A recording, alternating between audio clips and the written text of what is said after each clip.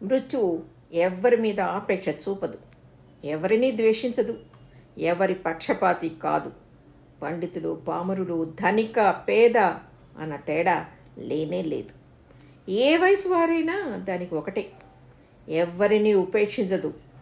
ప్రాణి ఆయువు తీరగానే తన విధిని నిర్దాక్షిణ్యంగా నెరవేర్చే సమదర్శి, నిర్వికార స్వభావి.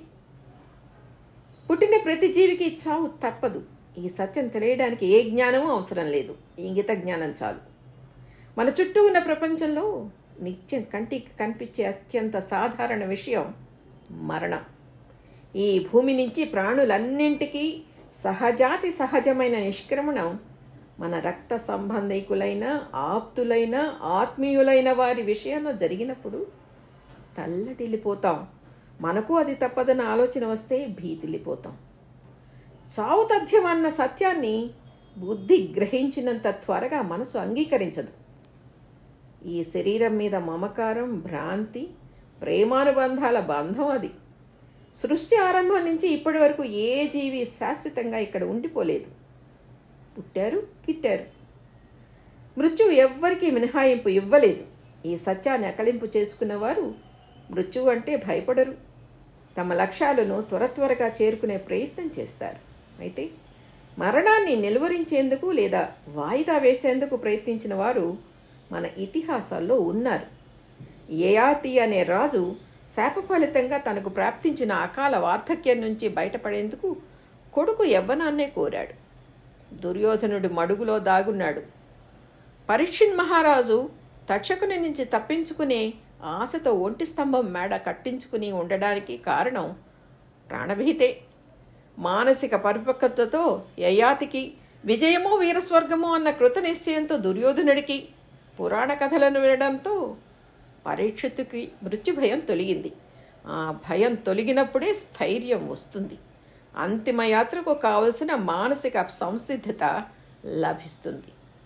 రసవాద సాంప్రదాయాల్లో ప్రజలు జీవనామృతం కోసం అన్వేషించారు. దీర్ఘాయుష్య కోసం, అమరత్వం కోసం ప్రయత్నాలు చేశారు. శక్తియుక్తుల్ని వ్యర్థం చేసుకున్నారు. జ్ఞానోదయం అయింది. ఈ భూమి మీద మన ఉనికికి అర్థం అనకూడాలంటే మంచిని సంపాదించుకోవాలి, మంచి పనులు చేయాలి. మనిషిని జంతు ప్రపంచం నుంచి వేరు చేసే ప్రత్యేకతను చాటేది అతని ఆలోచనా శక్తే. అది నిరంతరంగా కొత్త పుంతలు తొక్కుతూనే ఉంది. దానికి వివేకం తోడైతే మనిషి చేసే పనులు అర్థవంతమైనవి, లోక ప్రయోజనకరమైనవి అవుతాయి. ప్రేమ, కరుణ, పరోపకారం, శాంతి, క్షమ, సహానుభూతి అనే మానవీయ లక్షణాలు మనిషిని ఉన్నతుణ్ణి చేస్తాయి.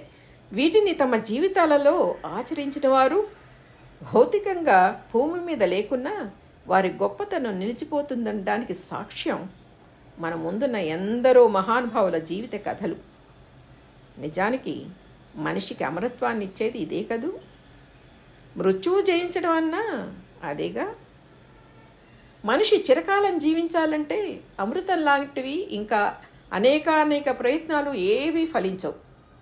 తనువు పోయిన ప్రజల తలుపుల ప్రపంచంలో చిరస్థాయిగా ఉండాలంటే మంచి చేసి వారి కోసం పాటుపడితే చాలు, వాడు చిరంజీవే.